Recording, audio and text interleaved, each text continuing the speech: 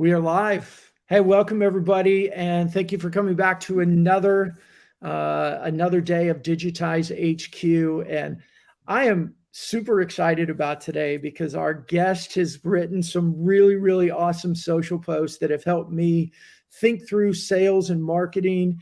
And today's title is "Tell Your Sales and Marketing Team That They're Married," which is something that our guest Caroline Lane has shared on LinkedIn.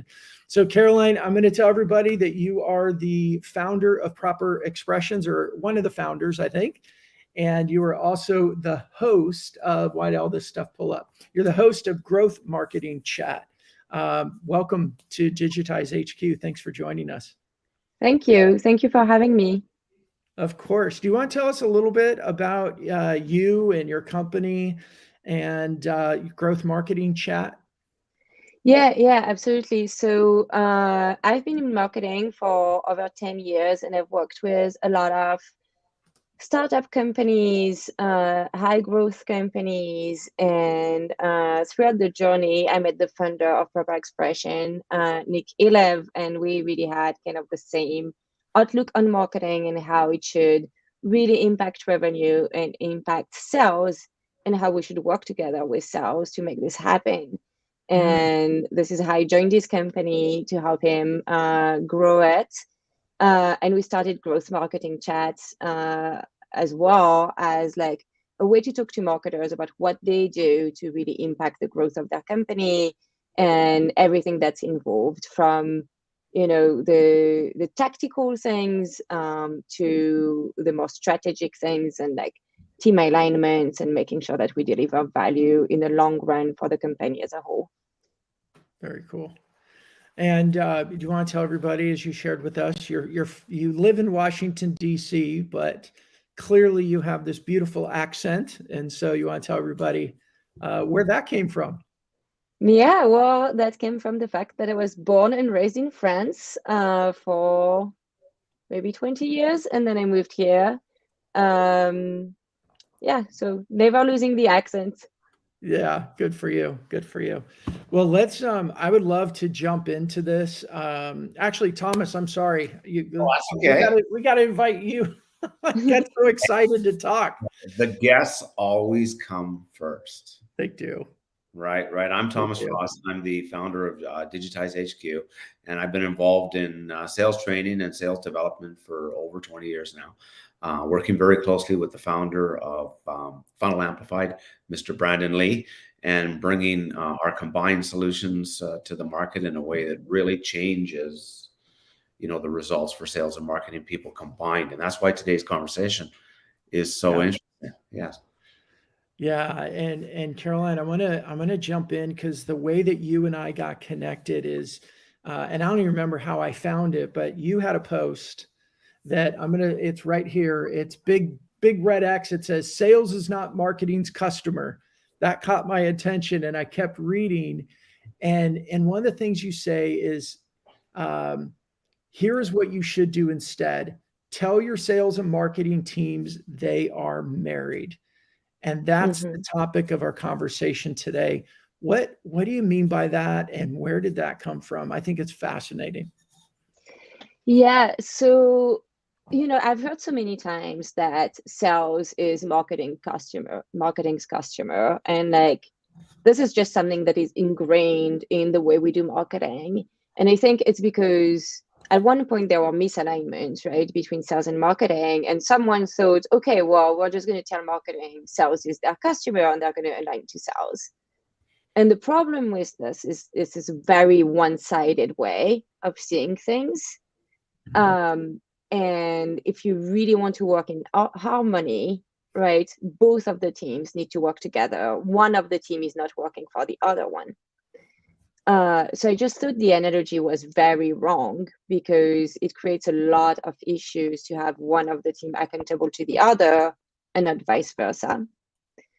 And when you think of a true partnership, right, that is like both people working together, then you can get much better results because they're both accountable to each other. I have so for example, one of the things that made me really unhappy with the customer analogy is that, first of all, your customer is the customer of the company, right? It's not sales, right?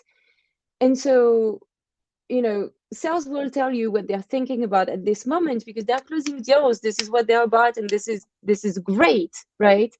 But they're not going to look at the customers like all together. They're going to look at what they're closing right now, and that makes sense. This is their job. The job of marketing is not to do this, right? The job of marketing is to look at the customers in general and how to grow that customer base. Mm-hmm. Thomas, what do you think about that? Well, I think those are very, very valid points. I think one of the things that we want to do, and I love your suggestion. The marriage idea is really what it's all about, and I think as the industry continues to develop, that is to say, sales and marketing, the evolution is they're coming closer and closer together, at least in theory, but not necessarily in reality, right? So, and that's where your comment is so well taken. One of the questions I would have for you would be what are some of the physical things or the tactical things, if that's a better word, that companies can do to create that marriage in today's reality? Mm-hmm. Yeah. So it needs to come from the top, right? If the CEO is not aligned with this idea that both of the growth teams need to work together, if the CEO is like giving points, makes me think of my children sometimes. Like I have two kids, they come to me and they want to know who's right and who's wrong. This is all they want, right? And my answer is often, when it seems that you guys are both wrong because you're not solving the problem, how about you go back and you solve the problem? And, if the CEO treats their team as like, I'm not going to tell you who's best, I'm not going to tell you like who's right and who's wrong, rather I'm going to tell you this is the goal that you need to achieve together and you need to achieve it together, then it really aligns the teams on like working together instead of like changing their metrics or changing the story to see how they're going to spin it so that it's going to be good for them. I think I would start there. Yeah. And how, do you have good examples of that working well? Because one of the things that you said, Caroline, that I agree 100% with is it's got to start at the top, right? If it doesn't start at the top, it immediately silos, and then they have different goals, they have different data points, and it just keeps taking them further and further apart. And it takes that strong leadership to be able to cast vision and say, here's the goal, and we're going to work together to get there. How can organizations, let me back up. We'll say one more thing before I ask a question. I think there's a lot of organizations that have that in theory, but then they have a hard time of really coming together and enacting that on a day-to-day basis. How can teams do that better? Yeah. So where we always like to start is report on sales and marketing together in the same dashboard. Like just be done with like, oh, this is marketing dashboard and this is sales dashboard, right? You want them to act as one team. You start with reporting on all of the metrics together. I think it doesn't make a lot of sense to go and look at how much leads did marketing bring in, how much opportunities did marketing bring in, if you don't compare, like if you don't take it as part of the whole, right? Like, did marketing bring 50% of the revenue? Did marketing bring 20% of the revenue? And how does it align to the goal of the companies in general? So like all of a sudden, you can have both teams see the same thing and work on the same thing. So I would start there. And then it seems like you have a question, so I'm going to stop talking. No, I was just enjoying it. Thomas, go ahead. Yeah, sure. So what do you think of this? And this is actually something I did a couple of years ago with a client. And it was met with some resistance. I'm going to be very honest. But it did create an amazing new environment and atmosphere. And the company actually, I don't know if I want to use the word evolved, but changed dramatically because of this event. What we did is we took all their sales meetings and all their marketing meetings, and we made them sales and marketing meetings. And so we made all the marketing people meet with the salespeople, and the salespeople meet with the marketing people. And so we no longer had two separate sets of meetings. We had one meeting. Mm-hmm. And I was in on a couple of the initial meetings, which were very quiet, I will say initially, because Mm-hmm. nobody knew how to talk to each Is there a lot of this going on? it wasn't really that bad, to be honest, because I think everybody kind of liked the idea. They just didn't. They don't speak the same language. That's number one. Yeah. So it's not a French versus English thing. It's a sales versus marketing thing. And so that sort of had to happen, and it did over time. They did end up having a few separate meetings going forward afterwards, but they always made sure to have the combined meetings twice a month going forward, and that has dramatically changed their market positioning, the way they work with content, the way they set up the sales and marketing initiatives. And they did what you suggested. That is to say, they created a unified dashboard because they suddenly realized they're actually on the same team. Yeah. Which I don't think prior to that. So what do you think about that? So I reported into a sales team for a while, and this was my favorite job ever. What was really incredible to me was to sit in the pipeline meetings where, you have the head of sales, look at the pipeline and look at everything that's coming through and discuss everything like, opportunity by opportunity to understand what's going to close this month. And this is something that is so essential to the way a sales team functions, and marketing has no idea why this is happening, how this is happening. And I think just, I didn't contribute into these meetings. I was just a fly on the wall, but it made me understand so much better how to communicate with salespeople, what they cared about, and how to really make their life easier with the things I was working on, and to communicate it in that in a way that aligns with what they cared about, right? I can if you're a marketer and you know when the pipeline review is, go and walk into this room and stay there for an hour and listen to it. This is the best thing you can do. Yeah, I would just add to that. And I think that's fantastic. To me, I've always viewed sales and marketing, if I can use the military comparison, the marketing team is the Air Force, right? The sales force are the ground troops. And I love that. Yeah, and successful ground troops know when to call in the Air Force, right? And in your example, vis-a-vis, they're going over their opportunities, and we want to close these ones this month. Well, geez, I'm calling in the Air Force, right? I need some support on that front line. We're not breaking through. Let's call in the Air Force and support what we're doing to get those deals done this month or sooner than we might have otherwise. And that's not happening. So I don't see that. In fact, what I see is the grenades being thrown the other way. Yeah. So that's really interesting. I think there's a lot of animosity in between sales and marketing, as much as we want to say they need to be friends. This doesn't happen. And when you look at the cultural differences between the teams, or what people are saying, there are plenty of sales groups that have content that is very funny but really makes fun of marketing, being these people really don't know what life is about. It's why are they talking to me? And so sales and marketing teams have to get over this cultural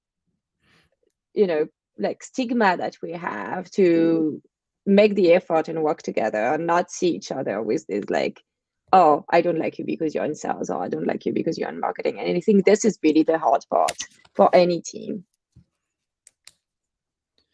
Yeah, I think, it's as you guys were talking, I had this image. You guys there's a I don't know if it was a meme or a picture. It was a oversized t-shirt, and there was two brothers that were stuck in it together, and the caption was, when they don't get along, mom just puts them in one t-shirt and tells them to figure it out. It's like forces them into close proximity with each other, and they like had to have an arm around each other or something. And as you were talking about that, that's what I kept visualizing, because it is such it's also a challenge. And we had a conversation over the last several weeks with the company where we were having conversation with the marketing people, and we were having conversation with the sales people. And from the third party perspective, you could just see that, just completely missing each other. And one was saying, well, this is what we want to achieve. And the other one was saying, well, I get that. And this is what we need to achieve our goals. And it was just a lot of yes, but, and it ultimately came down to who owned a budget, and they got what they want. And the other one was left in the cold, still going, well, that didn't work. And they're still in the same company. And there's that, I don't know if I want to say there's animosity. That might be a little stronger, but I think it is. There's a little bit of animosity there, because it's like our needs, our goals, what we think we need to talk to more customers, to do XYZ, was heard and neglected and ignored. And that's, as you guys keep talking, that's what I keep hearing. And so I guess the question is, how do we help teams? How do you help teams, Caroline? How do you help them see that, especially with your growth marketing chat? I'm sure you have a lot of these conversations. How do you help? My bias here is going to be more the marketer's side, see the value of sales input and working with them. How do you help them see that and experience the success that comes with it? Yeah. So we have a very unique way of working with teams, is that we really report on revenue. And if you start reporting on revenue, you have no choice but working with your sales team. So from the beginning of our engagements, this is always what we drive towards. So that really helps, I think, for marketers to really see the value in sales, right? Like, I like to think about the big picture. Marketing has the highest turnover of any role in the company. The CMO is replaced every 2 years. This is terrible, right? And a lot of it is because there's misunderstanding of like what marketing is and what marketing does. But at the end of the day, if you bring in revenue, you're going to be comfortable in your position. And I think that should be a strong incentive for marketers everywhere to really get a seat back at the table, not be this kind of outcast in the C-suite. Oh, this is marketing talking. Like, this should be a driver to really like align back to revenue. And once you do this, the conversations, and then it's your goal, right? You don't have mismatched goals. Your goal is revenue. This is the same as sales. Then you can really work toward this together. Thomas, I know you've got something to say on that. Oh, sure. And I couldn't agree more. I think that's the crux of the problem right there. And in fact, the misunderstanding, those two facts that you just said with respect to the highest turnover in the company is marketing people. To be honest, I didn't know that. Right. Yeah. Now, I'm the opposite, and I don't mean this across the board, but I'm the opposite of Brandon in that I'm the sales guy, if you will. Right. So I live and breathe sales right out of the chute. So for me, my understanding of what you just said wasn't there. And that's a pretty critical factor to know about marketing and how they feel coming into a job and how they feel when they're performing that job. Because sales does also have a very high turnover, right? For some of the same reasons, right? Yeah. But I would argue that sales management probably doesn't. I don't Right. see sales managers turning over every 2 years. I wouldn't say that. Yeah, Right. that's really interesting. And I think, sorry, did I interrupt you, Thomas? No. Please go ahead. I'm wondering out loud if the narrative is so sales leaders don't turn over nearly as much because their response is, well, the frontline people didn't do their job, and we had to, in Gartner data, right? 70%, I think it's like 68%, I round up, of salespeople don't even hit quota. Right. But sales leaders don't lose their roles very often because it's, we got to bring in new people, we got to bring in new tech, and marketing is not giving us enough leads. Right. That's the narrative, right? And then the marketing team is turning over because they're not bringing in enough leads. And Caroline, I know you had a post the other day that I saw on MQLs, and let's stop saying MQLs are bad. But that is a big challenge, I think, for the marketing side. Sure. To say, identify what an MQL is and then when to hand it off and what happens with it. And I think there's this valley between marketing and sales that is marketing creates the MQL, hands it off to sales. It never becomes a sales accepted lead because sales says it's a rubbish lead. And it rejects it. And then there's this argument right across the valley of, we gave you a perfectly good lead, and sales saying, well, that lead sucked.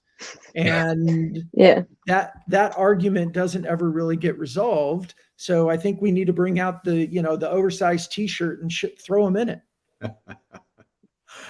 I would agree with that. I would also add to that MQLs and SQLs should be abolished and QLs should live on.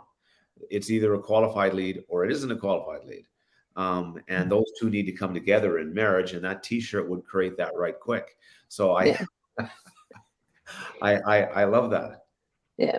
So the reason we still measure our marketing qualified leads is because basically what it means is like, is our automation, because marketing qualified leads are often, it's not me as a person that goes and is like, I'm going to send this lead to sales, right? We put criteria in place and automatically this goes to sales. What I want to know is sales accepting 80% of my leads-ish? If they're not, if they're accepting less than this, it means that I'm too broad. I'm sending them leads that are not good, right? Or somebody on the sales side is just simply not looking at the leads at all. In either case, this needs to be resolved, right? And that MQL stage is the tool that helps me improve the process, but this is not the goal, right? The goal is to create actual opportunities, and that should be the KPI for marketing teams.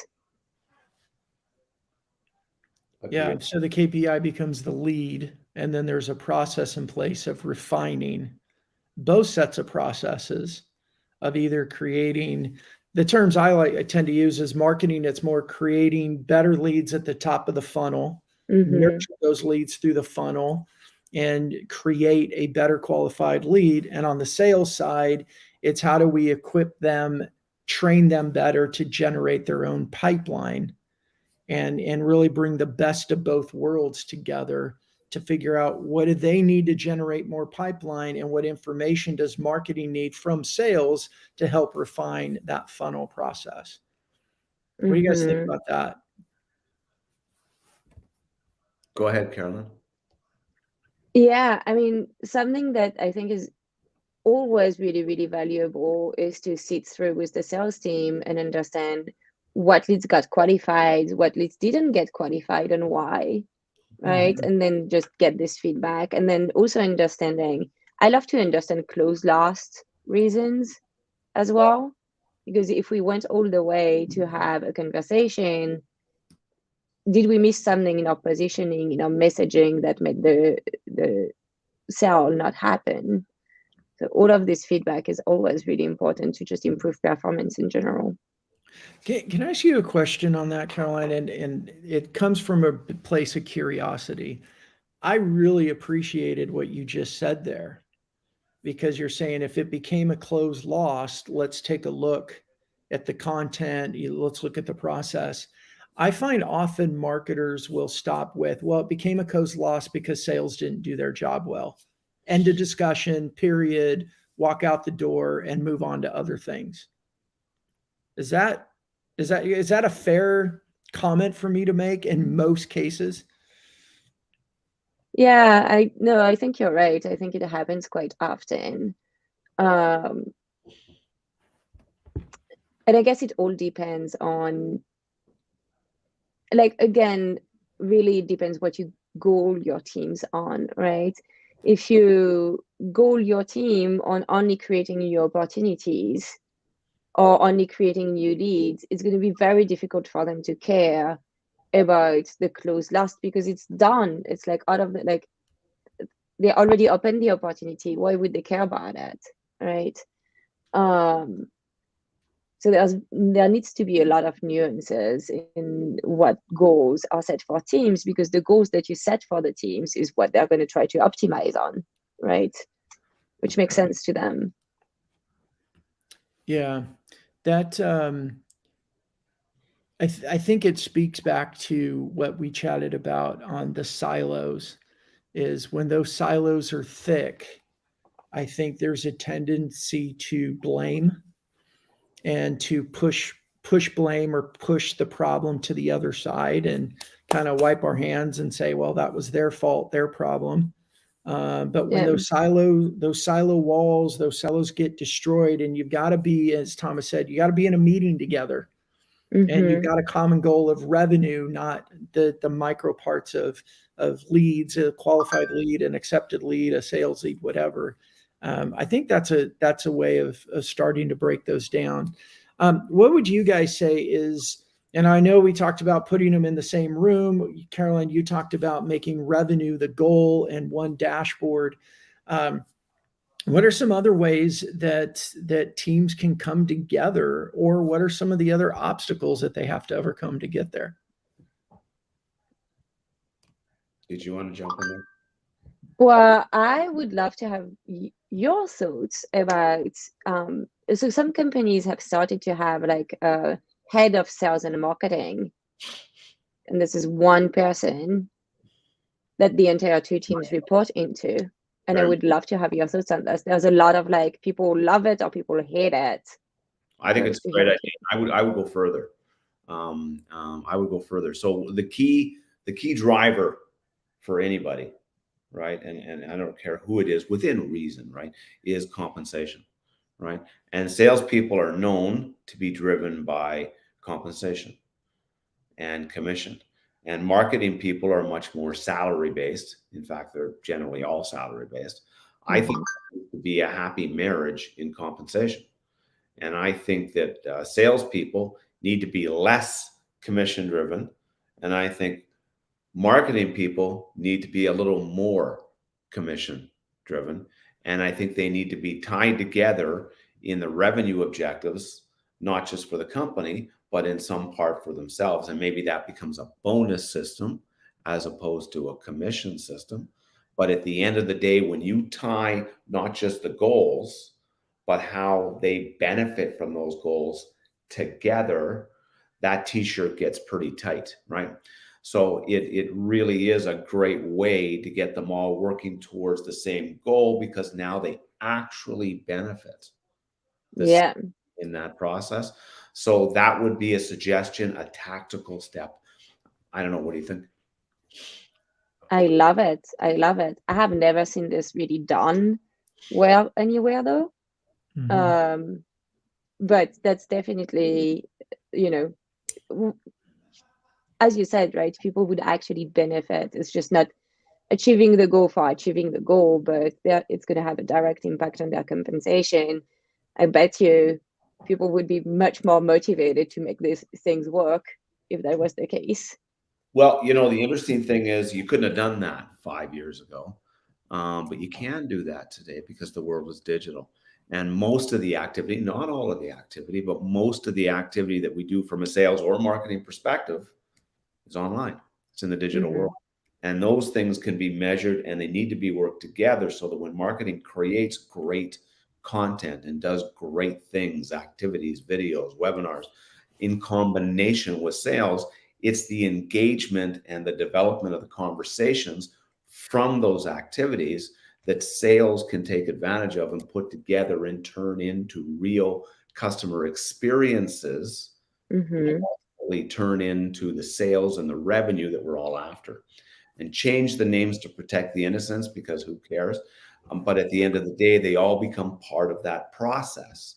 And now it's in the online world, rather than knocking on doors or just making cold calls or attending trade shows. We're all working together online to create that unified customer experience that leads to the end result. And when you do that, now we can work together with the KPIs within that digital journey to align the bonus system and to align, the ultimate goal of what we're doing in a way that gets everybody working together.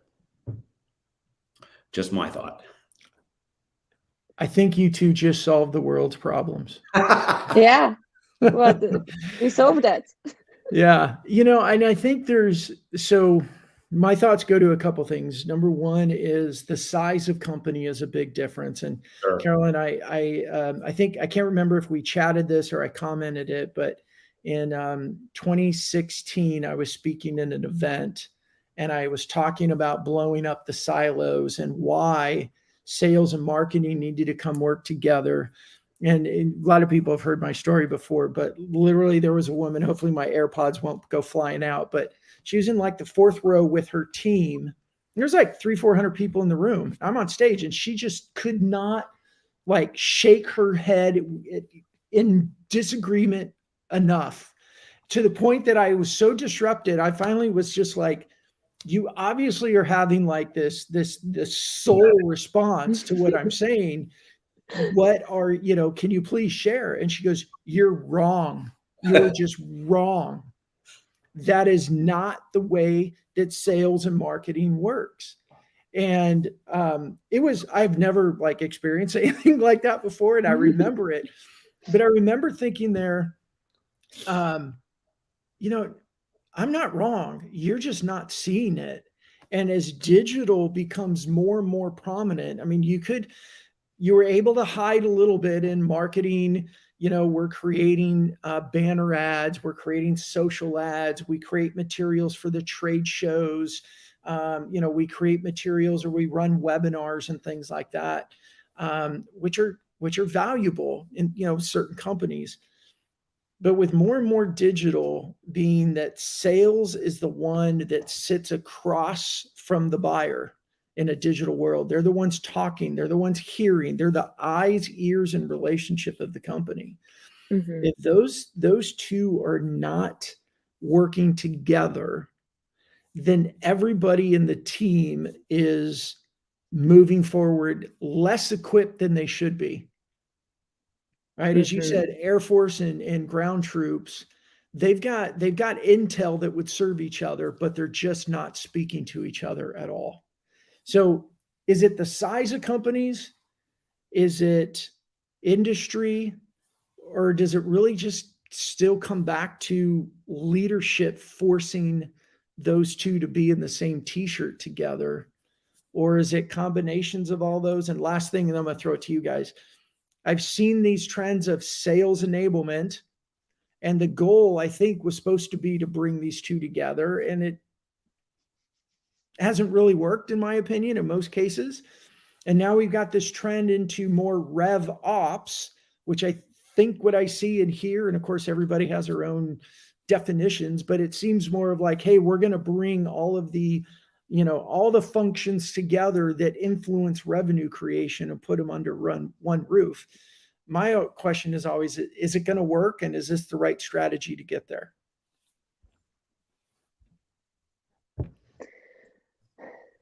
Well, so the RevOps is really interesting, and I think it solves a lot of the issues we've been talking about. I think what in size definitely matters here, because the more your company grows, right, the more your marketing team or a large part of your marketing team might not be involved with creating revenue this year, right? Maybe they're involved into figuring out how to enter a new market, right? Which is not going to influence revenue this year, right? So it's a huge part of your marketing team that you take and they do something else, or they might work on rebranding and repositioning, which is not going to impact your place in the market this year, but probably in 2 years, 3 years from now. So like, I think as you grow, there's a part of your marketing team that naturally is not that much aligned with sales, because their role is not to help sell right now, but more position your company as it grows, right? Or they could be working on acquisition strategies and exit strategies. So all of this has nothing to do with the actual sales process. And so I think as you grow, this is what you need to consider, like, what is the part of my team that needs to be totally aligned with sales, and what is the part of my team that is like more removed from the sales process. Interesting.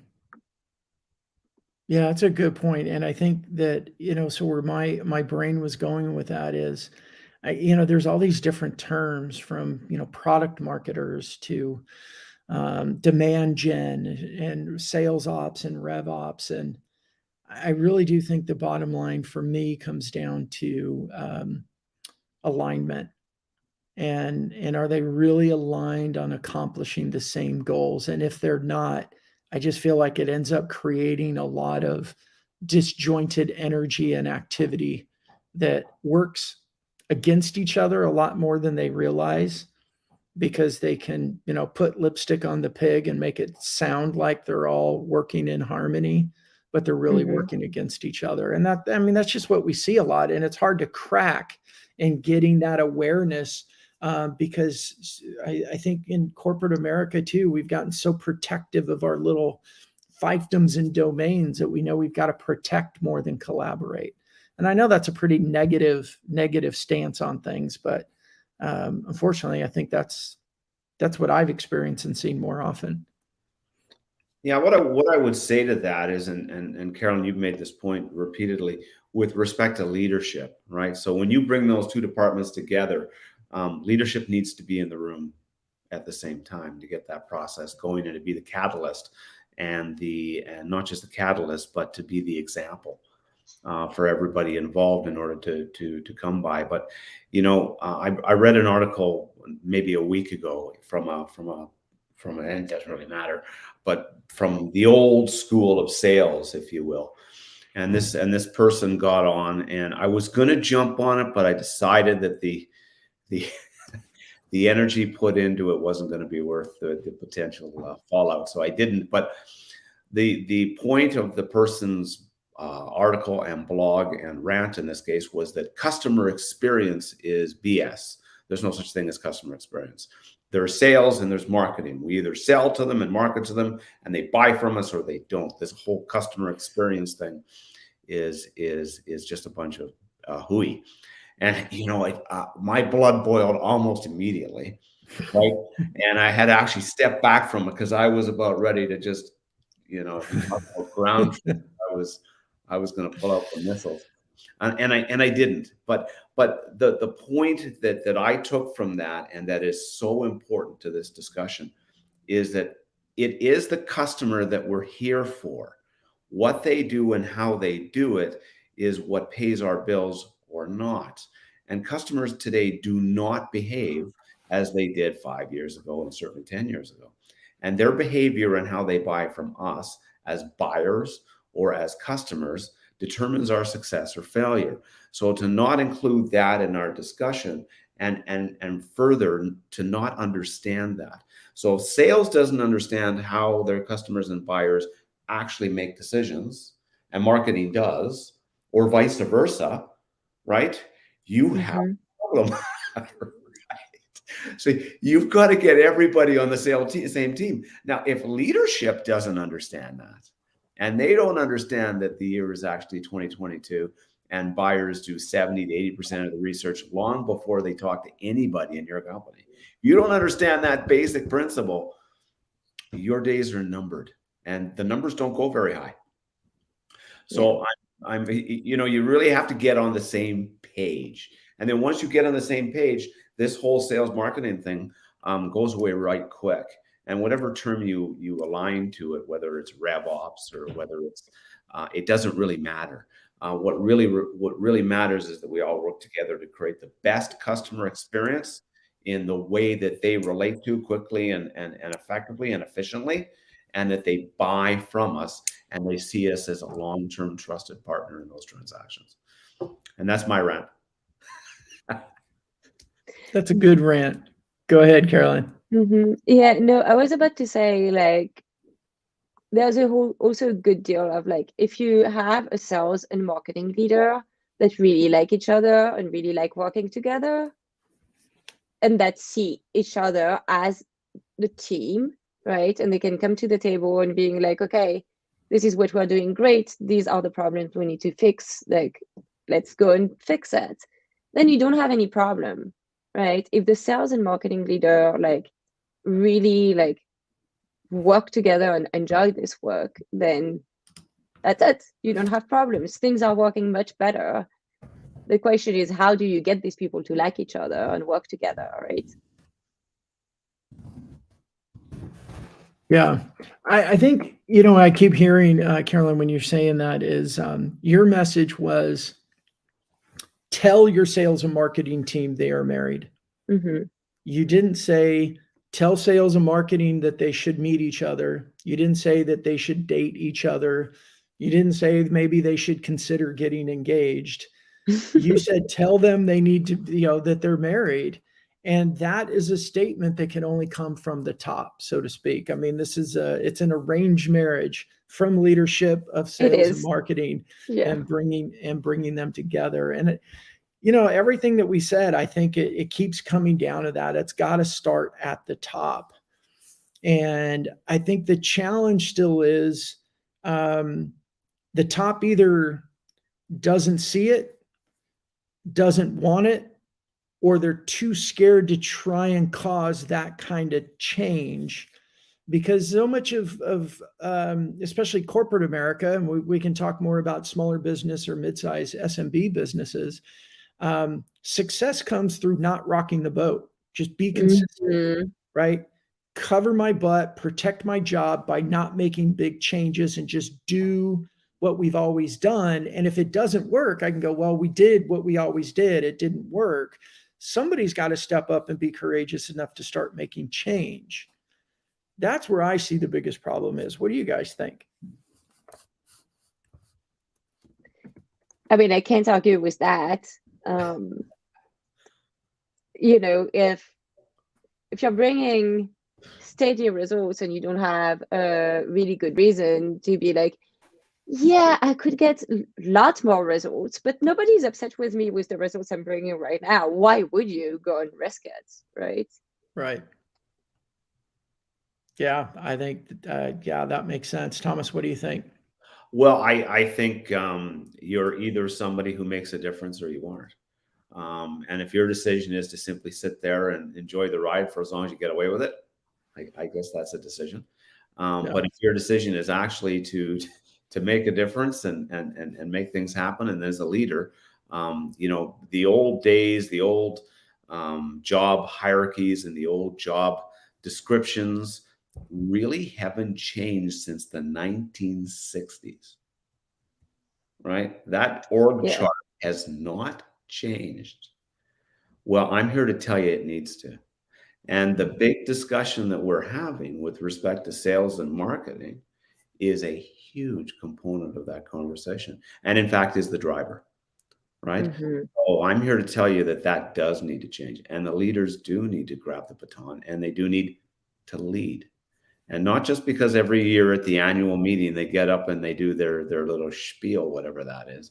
It's because every day of that entire year, they were out in front of everybody, including their customers and the company, on social media and on digital, letting the world know what they're doing, why they're doing it, who they are, both as people and as companies. and showing the teams how to lead and using digital to make that message crisp and clear. So are pilot groups the best way to go about doing this? I mean, I'll just summarize what I've heard, and I think what I think is it's got to come from the top. It's a scary proposition for leadership to make this kind of a big change. So how to, the three of us who are so enlightened and brilliant, how do we help them move to that? I mean, one of the things that we like to talk about internally is crawl, walk, and run.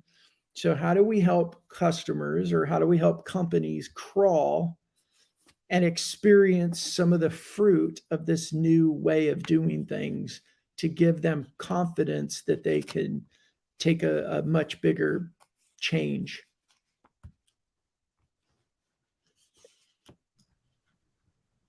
Thomas, I'm going to let you go ahead and take this one. Well, there are examples. There are examples of leaders that are doing this, and you can name quite a few of them, from the Elon Musk of the world to some of the other smaller, less known leaders who have changed their roles. I'm trying to remember the gentleman's name and I can never remember it, but this is the gentleman who set his salary as the owner of a fairly large company at the same level as his staff, and in fact gave them raises and bonuses and such over himself consistently, and is still doing it. And that type of leadership, and that type of not just empathy, but being with your teams, working with them every day to reach those goals, whether they're sales and marketing teams or whatever type of teams they are.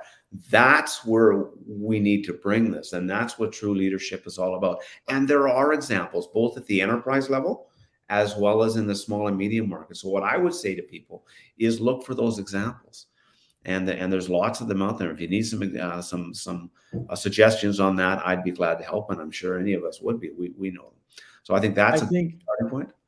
I think any leaders that were watching us and listening to us, as soon as you said that example, they left. You want me to cut my salary and do this? Yeah.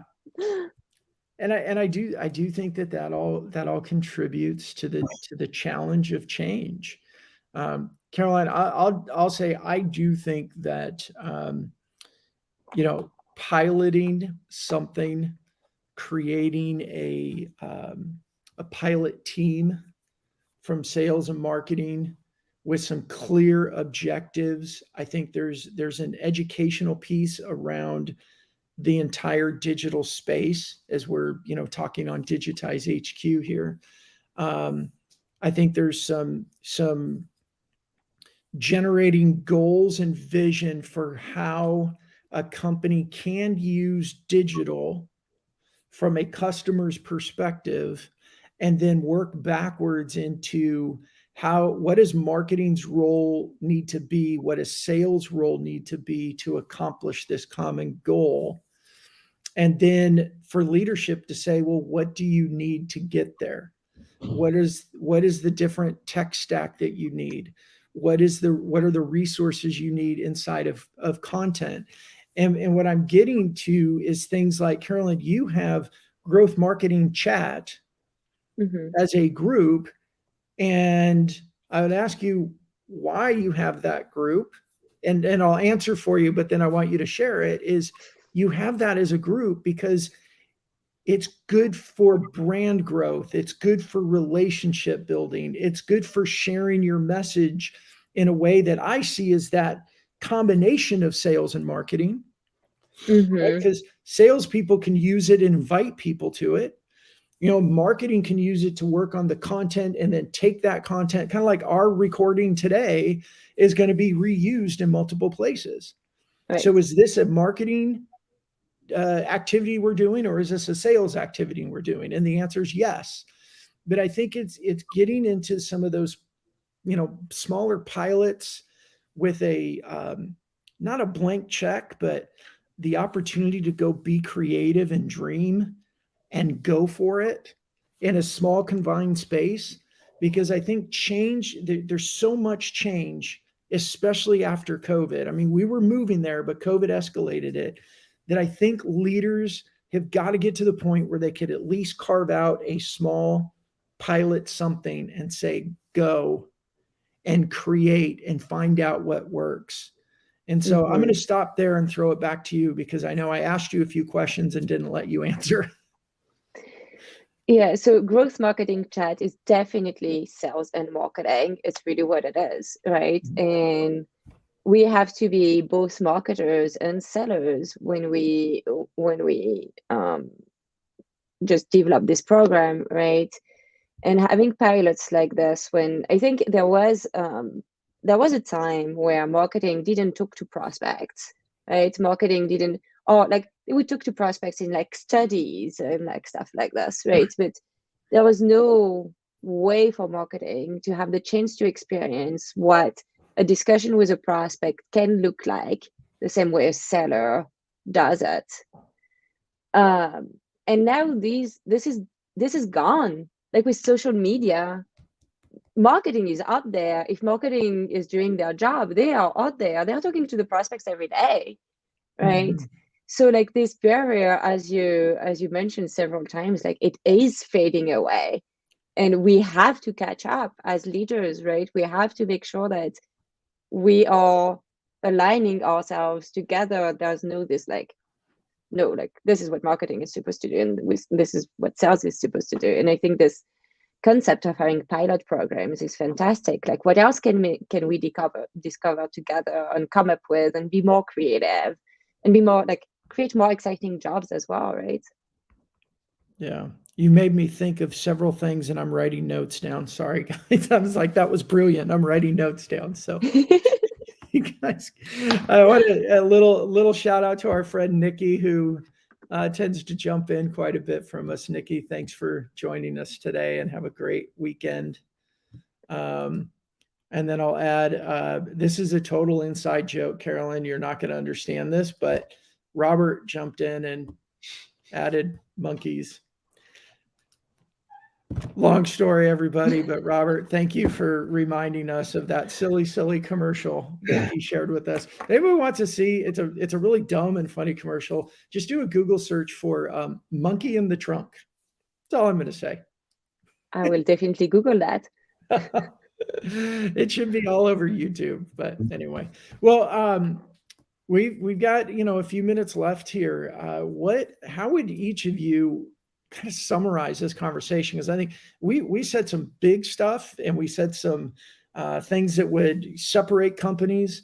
I think we said some pretty strong things to challenge leaders. And I think at the end, as we start talking about like, here's ways that you could take, oh, sorry, Robert corrected me. Trunk monkey. That's the proper one. Trunk monkey. Thank you, Robert. I appreciate that. You jumping in and clarifying. It's going to make your day. I thought it was hilarious. I'll be honest. People know me with my dad jokes, and we have 5 kids, and I like to try and do the combination of make them laugh and roll their eyes at me. And I shared that with my family, and they were all like, I don't get it. That's not funny. I'm like, really? I thought that was hysterical. No, didn't fly over well with them. So, well, you all be the judge. But, I think, and this is, my passion and what I've been doing for the last 6 years. I think today's conversation is the conversation that companies need to be having when it comes to revenue creation and moving forward into the rest of the 2020s. What do you guys both think of that? Am I wrong, or am I drinking my own Kool-Aid? And then secondly, how would you summarize this? If there are leaders that are listening to this saying, okay, we're getting closer, we're realizing numbers are dropping, all these other things, what would you say to them that they need to be doing at this point? Yeah, so first of all, I think you're absolutely right. Like if as a leader, you don't solve this problem of sales and marketing alignment, you're creating a huge gap in your funnel that basically you can do a million other things, but as much money as you want into it, you're still going to waste a bunch of this investment in the middle of your funnel, right? So that is definitely the most important problem to solve. And I think, I really like our, I got distracted by this video of the Sorry, monkey. I'm sorry. Yeah, so, we kept bringing back these analogies of like, put the kids in the t-shirts, right? Like, but yeah, I think it's really important, right? And make sure you don't pit them against each other. And I think in a lot of the times, if you go back to your KPIs, if you go back to the compensation models that you have for people, are these creating alignments, or are these creating separations between your team? And probably start there, because this is what people think about every day when they go to work, right? And they're going to work towards the goals that you've given them as a leader. So making sure that these are not working against your goals is really important. Mm-hmm. Well, I think all that was just excellent. I would just add to that start getting tactical and start actually putting in real activities that align the departments, whether it's creating the joint sales meetings, whether it's as Nikki was saying in her comment about Pangea, where they're combining the individual. So the individual, instead of being a CMO and a VP of marketing, they've created the head of sales and marketing. I think that kind of tangible, real activities that actually start to bring about change. And just remember, and don't be frightened by this or scared by this, but that change is going to create a lot of ripples, and the boat is not going to sit steady. And there are going to be some big waves, but that's a good thing, because that means you're making progress. Sitting dead in the water is not necessarily a good thing. You want to start moving and creating real tactical activities that you can do, such as many of the ones that we've been talking about today, will start you in that journey, and you're going to learn, and you're going to learn a lot, and you're going to learn a lot about your teams, and sales is going to learn about marketing and their perspective, right, which is so different than theirs, and vice versa. And that's when people start to come together. So that would be my add on to that, but great discussion. Yeah, and I think, not to take anything away from your what you said there, Thomas, at all, but Caroline, I think, is your processes aligning or separating your teams, I think, is a great way to do it. And it brings us full circle back to tell them they're married, and all the good side of marriage, not any of the negative side that people may think of marriage. I'm 24 years married, and I think it's awesome and wonderful.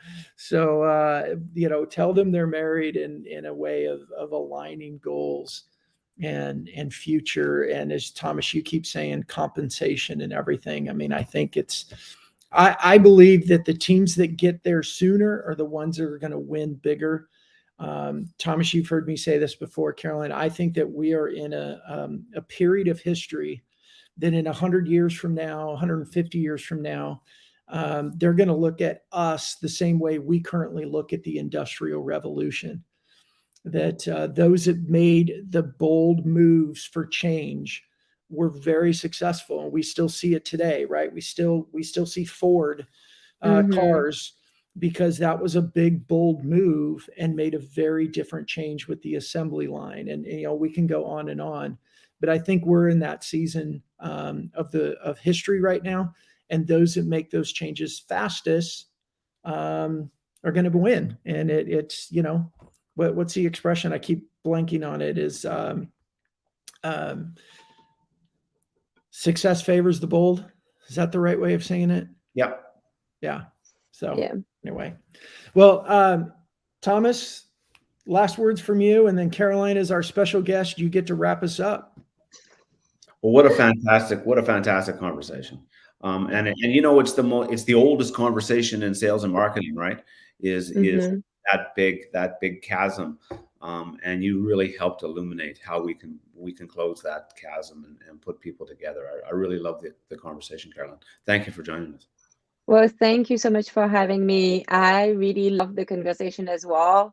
And, it's having this kind of conversations in real life with the people you actually work with, every day that will make it possible to achieve this alignment. So to anyone that enjoyed this conversation, I would like encourage you to go and have this conversation with your sales team, with your marketing team today.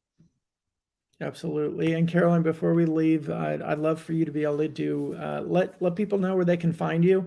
You and I are now connected on LinkedIn, and I went through and looked at some of your older posts. I love everything you're sharing, and I'm going to become a big fan of what you're sharing because it's great stuff. Keep it up, but let everybody know where they can find you and follow you best. Yeah, so you can find me on LinkedIn if you Google Caroline S. Lane, because there are many Caroline Lanes, but I believe Caroline S. Lane, you will find me. I'm connected with Brandon, so you can find me there as well. And then you can find our work at properexpression.com.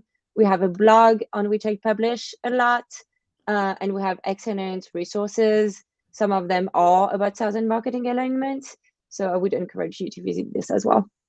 Awesome. Thank you, Caroline. Everybody, thank you so much. Nikki, Robert, Butch, everyone else that chatted in or commented in. Thank you all so much. And I'll leave you with Robert's Trunk Monkey. Go Google it. Tell us what you think. All right, everybody. Have a great Friday. Take care, everybody. Bye-bye. Thank you.